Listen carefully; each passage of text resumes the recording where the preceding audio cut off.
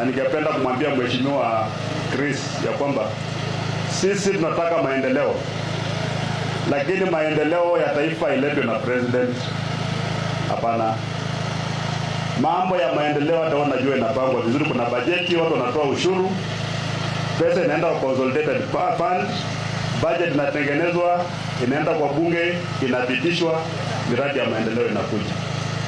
I have never believed ya kwamba mtu akitaka maendeleo lazima aende kwa president yaletewe maendeleo. No. Ndio vile na kwa kulita, mwenye wao bila kwa wait for some time wakati kwa mwenye leta. Kwa ndio kwa kana mazina. Kwa vile mtawe. Ndio ndio serikali ingine hiyo. Roho bei.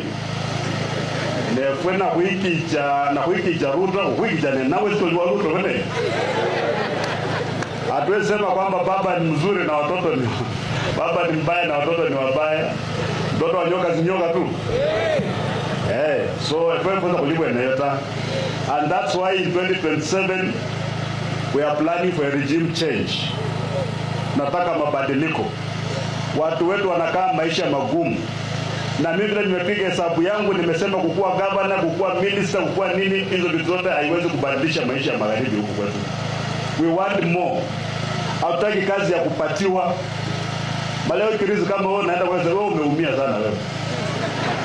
Huyu Chris huyu mimi nilikuwa natarajia yeye atakuwa waziri baada ya kura kumalizika. Kempanga za wetangu na ini Chris.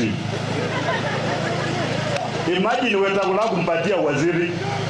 Sasa kama wata malanga bati mwana na kumija na basi nafasi ya Chris hiyo. Kuza kama wata sasa alikuwa amekwenda namba ngapi? Abasa tuweta alamu bilie. Waka hiyo lazima anwazorayo. Wewe kuja tu tushikane pamoja tusukume gurudumu mama namna gani? Lepota kwenye banate mpaka hapa Nairobi na Ukristo kwa hiyo kwa ngoja kwa bugaba na tawe.